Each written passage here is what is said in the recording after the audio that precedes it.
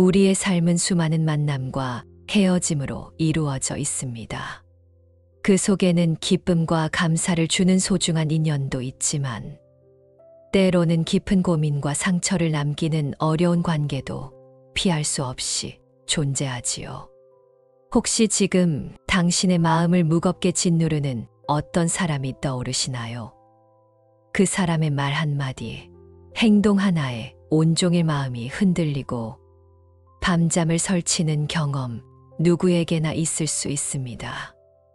우리는 흔히 그 사람이 변해야만 혹은 그 관계가 끝나야만 이 고통에서 벗어날 수 있다고 생각하기 쉽습니다. 하지만 불교의 지혜는 우리에게 조금 다른 길을 보여줍니다. 문제의 해결 열쇠가 바깥이 아닌 바로 내 안에 있다고 말이지요. 오늘 우리는 그 지혜의 길을 함께 걸으며 나를 힘들게 하는 사람들을 대하는 새로운 방식을 배우고 이를 통해 관계의 고통에서 벗어나 진정한 마음의 평화를 찾는 여정을 시작하려 합니다. 우선 우리가 관계 속에서 느끼는 이 힘듦, 이 고통의 정체는 무엇일까요? 불교에서는 이를 두카라고 부릅니다. 흔히 고통이라고 번역되지만 그보다는 불만족스러움, 채워지지 않음, 온전하지 못함이라는 더 넓은 의미를 담고 있습니다. 우리는 태어나고 늙고 병들고 죽어가며 두카를 경험하고 사랑하는 사람과 헤어지고 미워하는 사람과 만나야 하는 것 또한 두카입니다. 원하는 것을 얻지 못하는 것도 원하지 않는 상황에 놓이는 것도 모두 두카이지요. 특히 인간관계에서 이 두카는 더욱 첨예하게 드러납니다. 왜 그럴까요? 우리는 관계 속에서 끊임없이 무언가를 기대하기 때문입니다. 상대방이 나를 이해해 주기를, 존중해 주기를, 내가 원하는 방식으로 행동해 주기를 바라지요. 하지만 상대방 또한 그들만의 생각과 감정, 그리고 그들만의 두카를 가진 존재입니다. 나의 기대와 상대방의 현실 사이에 간극이 벌어질 때 우리는 실망하고 분노하고 상처받으며 고통을 느낍니다. 예를 들어볼까요? 직장에 유난히 비판적이고 까다로운 상사가 있다고 해봅시다. 그의 날카로운 지적 한마디에 자존심이 상하고 밤새 뒤척이며 그의 말을 곱씹습니다. 왜 나에게만 저러는 걸까? 내가 뭘 그렇게 잘못했지 하는 생각들이 꼬리에 꼬리를 물고 이어지며 마음은 분노와 억울함으로 들끓습니다. 이때 우리가 느끼는 고통은 단순히 상사의 비판적인 말 때문만일까요? 물론 그의 말이 발단이 되었지만 그 말에 대한 나의 해석, 즉 그 나를 무시한다, 부당하다고 여기는 나의 생각과 그로 인해 촉발된 내 안의 감정들, 상처받은 자존심, 인정받고 싶은 욕구, 분노와 같은 것들이 뒤섞여 고통을 증폭시키는 것입니다. 마치 작은 불씨가 내 안의 마른 장작더미에 옮겨붙어 큰 불길로 번지는 것과 같습니다. 법구경에서는 이렇게 말합니다. 모든 것은 마음이 근본이다. 마음에서 나와 마음에 의해 이루어진다. 나쁜 마음으로 말하고 행동하면 괴로움이 따르니 수레바퀴가 소의 발자국을 따르듯 하리라. 우리를 괴롭히는 것은 외부 상황 그 자체보다 그 상황을 받아들이고 해석하는 우리의 마음이라는 통찰입니다. 그러니 가장 먼저 해야 할 일은 이 고통이 일어나는 지점을 알아차리는 것입니다. 관계 속에서 불쾌한 감정이 스멀스멀 피어오를 때 즉각적으로 상대방을 탓하거나 감정에 휩쓸려 행동하기 전에 잠시 멈추어 보세요. 그리고 그저 알아차리는 겁니다. 아, 지금 내 마음이 불편하구나. 분노가 일어나고 있구나. 서운함이 느껴지는구나 하고 말이지요. 마치 강 건너 불구경하듯 한 걸음 떨어져 내 마음의 움직임을 객관적으로 바라보는 연습입니다. 이것이 관계의 고통에서 벗어나는 첫걸음입니다. 다음으로 우리는 관계 속에서 흔히 빠지는 착각에서 벗어날 필요가 있습니다. 바로 나와 상대방이 고정불변한 실체라는 생각입니다. 불교에서는 이를 무아와 무상의 가르침으로 설명합니다. 무아란 나라고 할 만한 독립적이고 영원한 실체는 없다는 뜻입니다. 지금 나라고 여기는 것은 잠시 인연 따라 모인 생각과 감정, 육체의 조합일 뿐입니다. 마찬가지로 무상은 세상 모든 것은 끊임없이 변하며 영원한 것은 아무것도 없다는 진리입니다. 나를 힘들게 하는 그 사람도 마찬가지입니다. 그 사람은 본래부터 나쁜 사람으로 정해진 존재가 아닙니다. 그 사람 역시 수많은 조건과 인연 속에서 지금의 모습으로 존재할 뿐이며 끊임없이 변해가고 있습니다. 그의 생각, 감정, 상황 모든 것이 고정되어 있지 않습니다. 어제의 그와 오늘의 그는 엄연히 다릅니다. 그런데 우리는 종종 상대방을 원래 저런 사람이라고 규정짓고 한 번 형성된 이미지를 바꾸려 하지 않습니다. 그는 이기적이야. 그녀는 항상 나를 무시해와 같은 딱지를 붙여버리는 것이지요. 또한 관계에서 비롯된 고통스러운 감정 역시 영원하지 않습니다. 지금 당장은 온 세상을 뒤덮을 것처럼 거대하게 느껴지는 분노나 슬픔도 시간이 흐르고 조건이 변하면 반드시 사그라지게 마련입니다. 마치 하늘에 떠 있는 구름처럼 잠시 머물다 흔적 없이 사라지는 것이지요. 이 무상과 무아의 지혜는 우리에게 어떤 도움을 줄까요? 이는 우리를 힘들게 하는 사람을 바라보는 관점을 근본적으로 바꾸어 줍니다. 그 사람이 내 마음의 거울이 되어 나 자신의 모습과 내 안의 집착을 비추어 보여주는 역할을 할 수 있다는 것을 깨닫게 합니다. 예를 들어 누군가의 어떤 행동이 유독 나를 화나게 한다면 혹시 그 행동이 내가 스스로에게 용납하지 못하는 나의 어떤 그림자나 혹은 과거에 해결되지 않은 상처를 건드리고 있기 때문은 아닐까요? 어떤 사람의 무심함에 깊이 서운함을 느낀다면 혹시 내가 타인에게 과도한 인정과 애정을 갈구하고 있기 때문은 아닐까요? 금강경에서는 물은 형상이 있는 것은 모두 허망하니 만약 모든 형상이 아님을 보면 곧 열애를 보리라고 설합니다. 여기서 형상이란 단지 눈에 보이는 모습뿐 아니라 우리가 마음속으로 규정짓는 모든 관념과 판단을 포함합니다. 상대방에 대한 나의 고정관념, 그는 이러이러해야 한다는 나의 기대, 나는 피해자다라는 생각. 이 모든 것이 실체가 없는 허망한 형상임을 꿰뚫어 볼 때 우리는 비로소 관계의 실체에 더 가까이 다가갈 수 있습니다. 그리고 그 사람 역시 나와 마찬가지로 수많은 조건 속에서 괴로워하고 번뇌하는 존재일 수 있음을 이해하게 됩니다. 이러한 통찰은 우리로 하여금 상대방에 대한 비난과 원망에서 한 걸음 물러나 보다 넓은 시야로 관계를 바라볼 수 있게 합니다. 연습 삼아 나를 힘들게 하는 그 사람을 떠올려 보세요.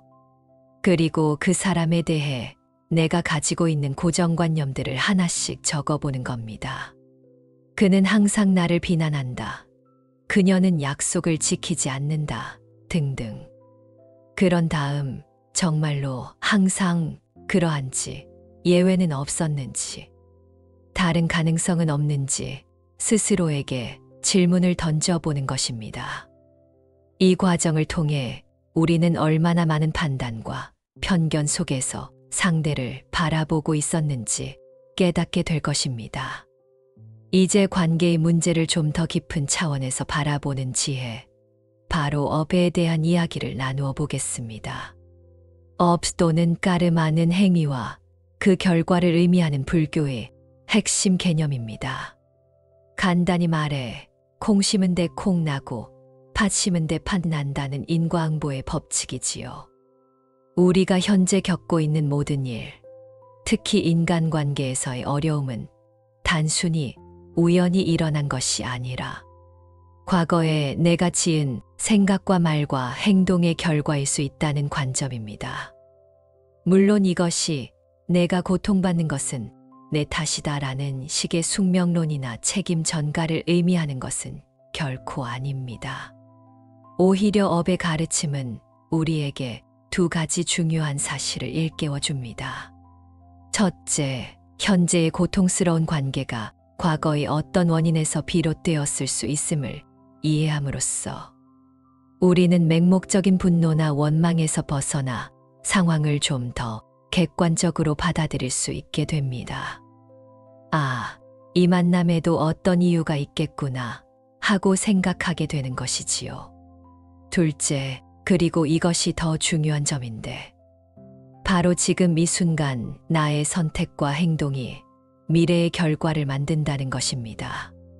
과거의 업은 이미 벌어진 일이지만 그 결과로 나타난 현재의 상황에 내가 어떻게 반응하느냐는 온전히 나의 선택에 달려 있습니다. 그리고 그 선택이 바로 새로운 업이 되어 미래의 관계를 결정짓게 됩니다. 예를 들어 누군가가 나에게 상처 주는 말을 했다고 가정해 봅시다. 과거의 어떤 인연으로 인해 그런 상황이 벌어졌을 수도 있습니다. 하지만 중요한 것은 그 말에 내가 어떻게 반응하느냐입니다. 똑같이 상처 주는 말로 되갚아주거나 마음속으로 증오심을 키운다면 이는 악업을 짓는 것이고 괴로움의 순환은 계속될 것입니다. 마치 불난 집에 기름을 붓는 격이지요. 하지만 잠시 숨을 고르고 감정을 가라앉힌 뒤 지혜롭게 대처하거나 혹은 더 이상 악연을 만들지 않기 위해 의연하게 침묵한다면 이는 선업을 짓는 것이고 고통의 고리를 끊어낼 가능성을 여는 것입니다. 법구경에는 유명한 구절이 있습니다. 원한은 원한에 의해서는 결코 사라지지 않나니 원한을 버릴 때에만 사라지나니 이것은 영원한 진리이다. 나를 힘들게 하는 사람에게 복수하거나 똑같이 갚아주는 것은 당장은 속 시원할지 몰라도 결국에는 더 큰 괴로움의 씨앗을 뿌리는 행위임을 경계해야 합니다. 대신 지금 이 순간 내가 할 수 있는 최선의 선한 의도를 내는 연습을 하는 것이 중요합니다. 비록 당장 상황이 바뀌지 않더라도 나의 마음가짐과 행동을 바꾸는 것만으로도 우리는 업의 사슬에서 벗어나 새로운 관계의 가능성을 열 수 있습니다. 그렇다면 구체적으로 어떤 마음가짐과 행동이 이 고통의 순환을 멈추게 할 수 있을까요? 불교에서는 그 해답으로 자비를 강조합니다. 자비는 자애와 연민을 합친 말입니다. 자애는 모든 존재가 행복하기를 바라는 따뜻한 마음이고, 연민은 모든 존재가 고통에서 벗어나기를 바라는 안타까운 마음입니다. 여기서 중요한 점은 자비심을 내는 대상에 나를 힘들게 하는 사람까지도 포함시킨다는 것입니다. 아니, 어떻게 나를 괴롭히는 사람에게 자비를 베풀란 말인가 하고 반문하실 수도 있습니다. 하지만 불교에서 말하는 자비는 상대방의 잘못된 행동을 무조건 용납하거나 좋아하라는 의미가 아닙니다. 오히려 그 사람이 왜 그런 행동을 할 수밖에 없는지에 대한 깊은 이해에서 출발합니다. 그 사람 역시 나와 마찬가지로 탐욕과 성냄과 어리석음이라는 번뇌에 사로잡혀 스스로 고통받고 있는 존재임을 꿰뚫어 보는 것입니다. 그가 내뿜는 독설과 비난, 이기적인 행동들은 사실 그 자신의 내면에 있는 불안과 두려움, 열등감의 발현일 수 있습니다. 그 역시 행복을 원하지만 어리석음 때문에 잘못된 방식으로 그것을 추구하고 있을 뿐이라는 연민의 시선으로 바라보는 것이지요. 부처님의 제자였던 앙굴리말라의 이야기는 이를 잘 보여줍니다. 그는 사람들을 해치고 손가락을 잘라 목걸이를 만들던 잔혹한 살인자였습니다. 하지만 부처님께서는 그를 피하거나 저주하지 않으셨습니다. 오히려 그의 내면에 있는 깊은 고통과 어리석음을 꿰뚫어 보시고 연민의 마음으로 다가가셨습니다. 그리고 그에게 가르침을 베풀어 마침내 깨달음의 길로 인도하셨습니다. 물론 우리가 당장 앙굴리말라를 대하는 부처님과 같은 자비심을 내기는 어려울 것입니다. 하지만 연습을 통해 점진적으로 자비심을 키워나갈 수는 있습니다. 가장 쉬운 방법은 자의 명상을 실천하는 것입니다.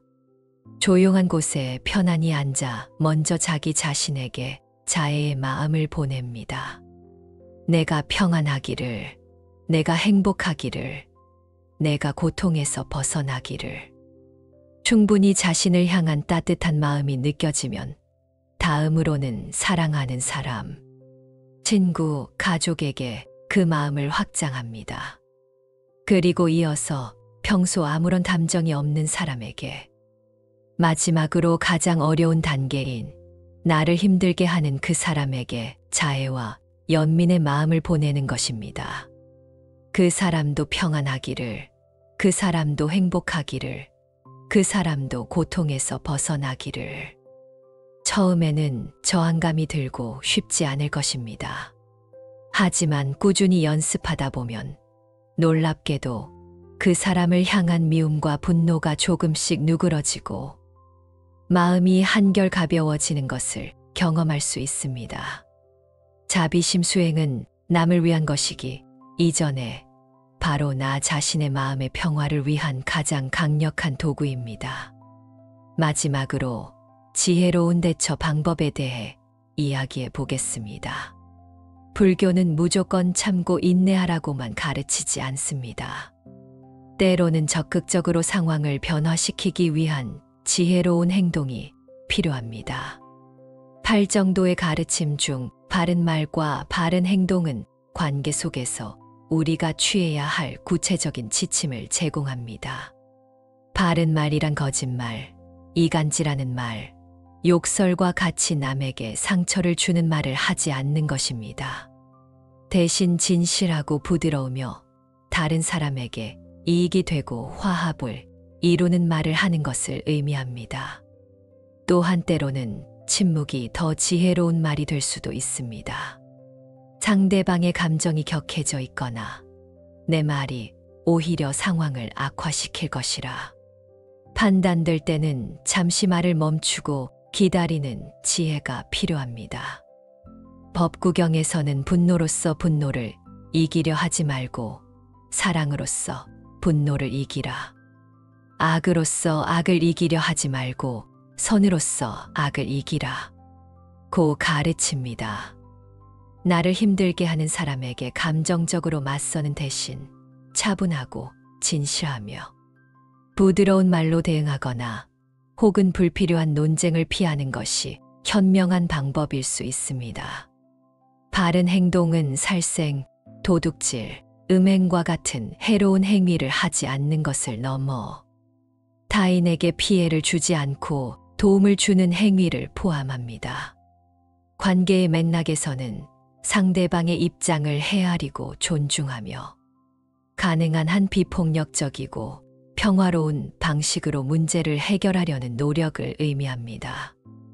때로는 건강한 경계를 설정하는 것도 바른 행동에 포함될 수 있습니다.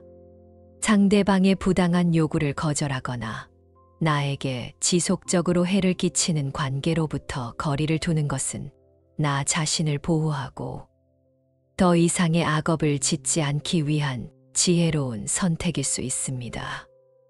이것은 미움이나 복수심에서 비롯된 회피가 아니라 자비심의 바탕을 둔 자기 보호이자 관계의 건강성을 회복하기 위한 노력입니다. 중요한 것은 어떤 말과 행동을 선택하든 그 바탕에는 알아차림과 지혜가 있어야 한다는 점입니다. 즉, 지금 이 순간 내 마음의 상태를 명확히 알아차리고 어떤 말과 행동이 나와 상대방 모두에게 진정으로 이로운 결과를 가져올 것인지 지혜롭게 판단하여 선택하는 것입니다. 예를 들어 직장 동료가 계속해서 자신의 업무를 떠넘기려 한다고 생각해 봅시다. 처음에는 좋은 마음으로 도와주었지만 이것이 반복되면서 점점 부담과 불만이 쌓입니다. 이때 감정적으로 폭발하여 당신은 왜 맨날 나한테 일을 미루냐고 소리치는 것은 바른 말이 아닙니다. 그렇다고 계속해서 불만을 속으로 사귀며 마지못해 일을 떠맡는 것도 지혜로운 해결책은 아닙니다. 대신 잠시 자신의 감정을 알아차리고 상황을 객관적으로 판단한 뒤 차분하고 진솔하게 자신의 입장을 전달하는 것이 바른 말과 바른 행동에 가까울 것입니다. 제가 요즘 제 업무만으로도 벅찬 상황이라 앞으로는 도와드리기 어려울 것 같습니다. 혹시 업무 분담에 대해 팀장님과 다시 상의해 보는 것은 어떨까요? 와 같이 자신의 상황을 솔직하게 이야기하면서도 상대방을 비난하지 않고 대안을 제시하는 방식입니다. 물론 이렇게 말한다고 해서 상대방이 즉시 태도를 바꾸리라는 보장은 없습니다. 하지만 적어도 나는 감정에 휩쓸리지 않고 지혜롭게 대처함으로써 불필요한 갈등을 피하고 스스로의 마음의 평화를 지킬 수 있습니다. 우리는 오늘 나를 힘들게 하는 사람들과의 관계 속에서 겪는 고통의 본질을 살펴보고 그 고통에서 벗어나는 불교적 지혜와 실천 방법들에 대해 이야기를 나누었습니다. 관계의 고통은 상대방 때문만이 아니라 그 상황을 받아들이는 내 마음의 작용과 깊이 관련되어 있음을 이해하는 것에서 시작했습니다. 모든 것은 변하고 나나 상대방이나 고정된 실체는 없다는 통찰은 우리를 불필요한 집착과 고정관념에서 벗어나게 합니다. 또한 현재의 관계가 과거 업의 결과일 수 있음을 이해하고 지금 나의 지혜로운 선택이 미래를 바꿀 수 있다는 업의 가르침은 우리에게 희망을 줍니다. 무엇보다 중요한 것은 미움과 분노 대신 자비심을 키우는 연습입니다. 나를 힘들게 하는 그 사람 안에도 고통이 있음을 연민하고 그의 행복을 빌어주는 마음은 결국 나 자신의 평화를 가져다 줍니다. 마지막으로 알아차림과 지혜의 바탕을 둔 바른 말과 바른 행동. 때로는 건강한 경계 설정이 관계의 어려움을 헤쳐나가는 실질적인 힘이 되어 줄 것입니다. 이 모든 과정은 결국 나를 바꾸는 여정입니다. 외부의 사람이나 환경을 바꾸려 애쓰기보다 내 안의 관점과 태도를 바꾸는 것이야말로 진정한 변화의 시작입니다. 나를 힘들게 했던 그 사람이 어느 순간 나를 성장시키는 스승이 될 수도 있습니다. 역설적이게도 가장 어려운 관계 속에서 우리는 가장 깊은 지혜와 자비심을 배울 기회를 얻곤 합니다. 이제 조용히 눈을 감고 당신의 마음을 어지럽히는 그 사람을 떠올려 보세요. 그리고 오늘 나눈 이야기들을 마음에 되새겨 봅니다. 그 사람과의 관계 속에서 당신이 새롭게 시도해 볼 수 있는 것은 무엇일까요? 당신의 마음 속에서 아주 작은 변화라도 일으킬 수 있는 실천 하나를 찾아보는 것은 어떨까요? 오늘 당신의 마음을 흔드는 그 사람 안에서 당신 자신을 위한 어떤 배움의 씨앗을 발견하시겠습니까? 그 씨앗에 자비의 물을 주고 지혜의 햇살을 비추어 당신의 삶 속에 평화와 성장의 꽃이 피어나기를 기원합니다. 이 영상이 도움이 된다면 구독과 좋아요 눌러주시면 감사하겠습니다. 여러분의 응원이 큰 힘이 됩니다.